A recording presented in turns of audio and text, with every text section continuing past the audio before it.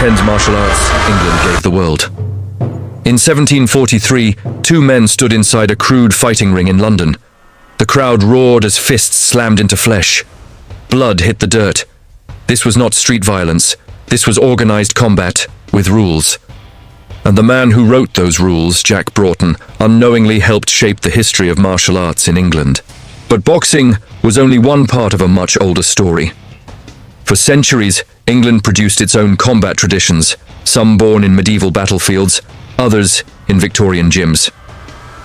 Today, we explore 10 real martial arts that originated or flourished in England.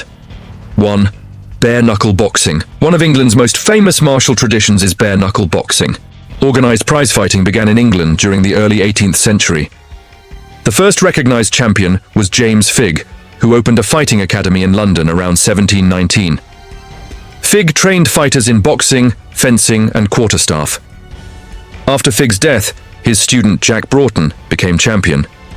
In 1743, Broughton created the first official boxing rules, now known as Broughton's Rules. These rules introduced concepts like no hitting a downed opponent, a 30-second recovery period. These regulations helped transform brutal street fights into structured sport. Modern boxing traces much of its lineage back to these English prize rings. 2. The London prize ring style. By the early 1800s, boxing had evolved. The London prize ring rules, introduced in 1838, formalized bare-knuckle fighting even further. Unlike modern boxing, fighters could grapple, throw opponents, strike with open hands. Rounds ended when a fighter fell to the ground. These matches could last dozens of rounds, sometimes continuing for hours. And one famous fight occurred in 1860, when Tom Sayers faced American boxer John C. Heenan in a match that lasted 42 rounds before authorities stopped it. The fight symbolized the golden age of English prize fighting. 3. Bartitsu, the first mixed martial art. In 1898, a British engineer named Edward William Barton Wright returned to London after living in Japan. He had studied jujutsu. Inspired by what he learned, he created Bartitsu, a hybrid martial art. Bartitsu combined Japanese jujutsu, boxing, French savate, cane fighting. Barton Wright opened the Bartitsu Club in London in 1899. It is widely considered one of the earliest mixed martial arts systems in the modern world. Interestingly, Arthur Conan Doyle referenced Bartitsu in the Sherlock Holmes story The Adventure of the Empty House, 1903. Holmes used a fictionalized version called Bartitsu. 4. Quarterstaff fighting. Long before boxing rings, English fighters trained with the quarterstaff. The quarterstaff was a wooden pole roughly 6 to 9 feet long. It was widely used in England during the Middle Ages. Historical manuals from the 16th and 17th centuries describe techniques for striking, blocking, and sweeping opponents.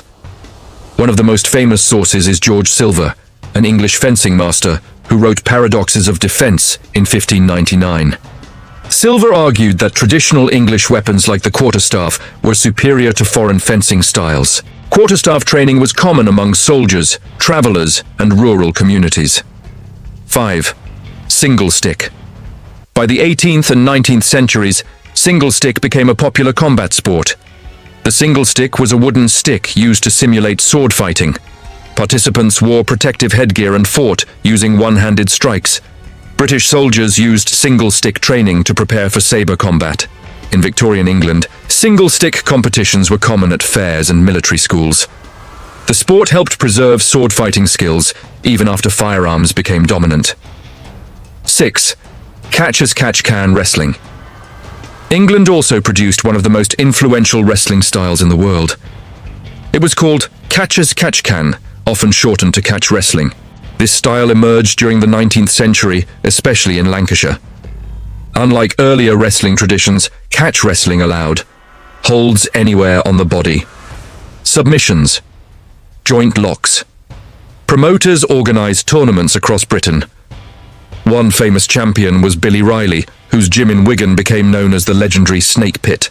Catch wrestling later influenced professional wrestling, submission grappling, and even modern MMA. 7. Lancashire wrestling. Before catch wrestling, Northern England had its own folk style known as Lancashire wrestling. This form emphasized throws, trips, and holds. Competitors often began matches with a grip already established, which allowed for immediate action. The style was especially popular among industrial workers in Lancashire during the 1800s. Many techniques from Lancashire wrestling were later absorbed into catch wrestling. 8. Cornish wrestling. In the far southwest of England, another unique style developed: Cornish wrestling. This tradition dates back hundreds of years, with records appearing as early as the 16th century. Cornish wrestling emphasizes jacket grips and throwing techniques. A clean throw where the opponent lands flat on their back is called a back. By the 19th century, Cornish wrestling tournaments were common throughout Cornwall. The Cornish Wrestling Association, founded in 1923, still promotes the sport today. 9. Cumberland and Westmoreland wrestling. In Northern England, another regional style evolved. Cumberland and Westmoreland wrestling focuses on throws from a standing grip. Both wrestlers begin with arms locked around each other's bodies. The goal is simple: throw your opponent so that any part of their body touches the ground before yours. This style became a centerpiece of rural sporting festivals in Cumbria. Today it remains an important part of regional heritage. 10. British military combatives. In the 20th century, England contributed to modern military martial arts. During World War II, British commandos required effective close-quarters combat techniques. Two men played a major role in developing these systems: William Ewart Fairbairn, Eric Anthony Sykes. Both had served in the Shanghai Municipal Police, where they gained real combat experience. They created a practical system combining boxing, judo, knife fighting, street self-defense. Their teachings were used to train British commandos and the Special Operations Executive, SOE. The famous Fairbairn and Sykes fighting knife, introduced in 1941, became an icon of British Special Forces. When people think of martial arts, they often imagine Asia. But history tells a different story, from medieval quarterstaff fighters to Victorian prize fighters to World War II commandos. England built its own fighting traditions, centuries before modern MMA. And many of those techniques still survive today, hidden in plain sight, inside the history of combat itself.